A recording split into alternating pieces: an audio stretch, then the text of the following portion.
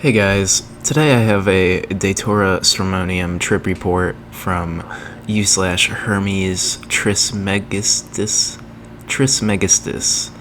off of the Datura subreddit, and this is titled Datura Fever Dream but on a Boat. I was going to spend 12 hours on a boat due to various delays. I had already slept 10 hours, so there would be no sleeping through the journey, and my two friends had been sleepless, so they wouldn't offer much company. Everyone on the boat was a foreigner, so striking conversations with strangers wouldn't be easy either. I had brought with me a standard bottle of wine, in which I had previously added 10 Datura inoxia and 10 B. suaveolens flowers for a week and then filtered those out. My initial intention was to use that later on our destination, but decided I could skip through the 12-hour journey by consuming some of the wine. I consumed what amounted to a little less than a glass and was worried that it would not be enough to knock me out. Normally, I consume Datura around my sleeping time, so I had mistakenly correlated it with sleeping/passing out. Since I had already slept, I would not pass out at almost any point throughout my trip. Within 30 minutes, I could already feel the dry mouth. I could tell just from that I had taken a potent dose. I spent the first hour seated, just talking with my half-asleep friends. When one of them proposed, we went on the ship's deck for some fresh air. I could barely keep my balance. I was constantly thirsty, and the water would have a foul taste to it. I could no longer follow any conversations. Eventually, it was time to go back to our seats inside. The door that led back into the ship was heavy, and it automatically closed on its own. That meant that each of us would have to open it separately on our own, and one person would pass at a time. My friends went inside first, causing me to lose sight of them for a brief moment. When I opened the door and went inside myself, they were nowhere to be seen. I saw them sitting on some couches, and walked up to them, talking to them, but they did not reply. When I reached them, I realized a random couple was just staring at me, not knowing what was going on.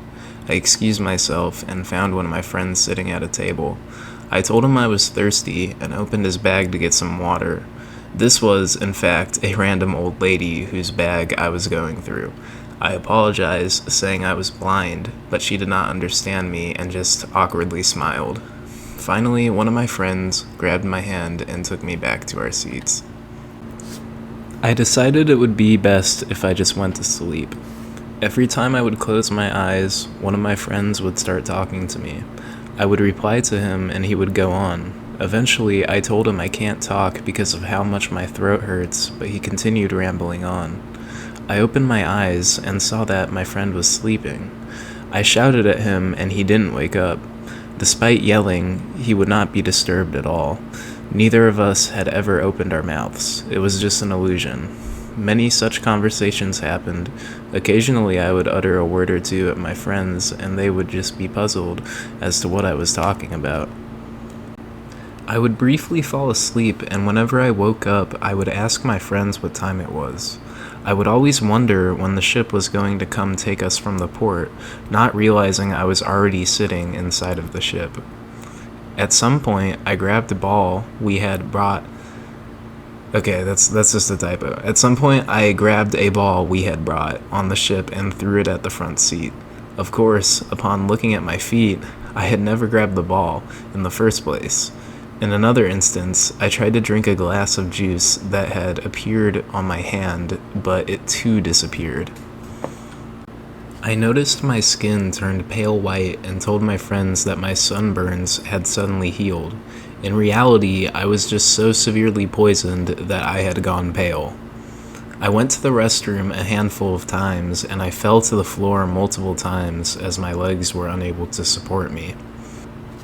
I looked at a TV on a wall and saw a person walking into it. Later, that TV had turned into a train cart, outside of which there was a line of people that were entering it. My friends looked at me dumbfounded as I was laughing at some random TV program. This was the first time I recalled so many hallucinations from a trip. This wasn't actually a delirious trip, and I would normally consume bigger doses. The reason this was such an intense trip was because I was unable to sleep since I was already fully rested. This was overall one of the most interesting trips I've had on Datura, and it was done with a surprisingly low dose. The only time I was ever under any threat was when I was mistaking strangers for my friends. Beyond that, the dry mouth persisted for a total of about 24 hours, and my sight was blurry for about 36. Okay, so just some afterthoughts. Datura on a freaking boat is probably one of the worst ideas I could possibly think of, along with like alcohol just making you that little bit more delirious, slowing down your cognitive function that little bit more. You're on a freaking boat. He says at the end that the only time he was in danger was when he was mistaking strangers for his friends, but I feel like at any point he could have just jumped off of the said boat and like basically ended his own life. And also just discounting the fact that he was so pale that he believed that his sunburns were healed.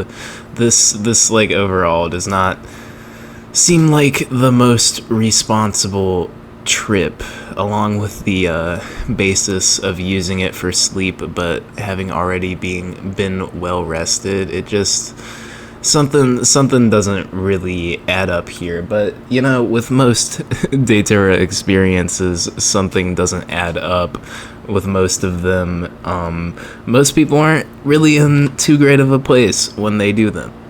But anyways, don't try Datura. This has been Asha. I'll see you guys in the next trip report or whatever content I upload next.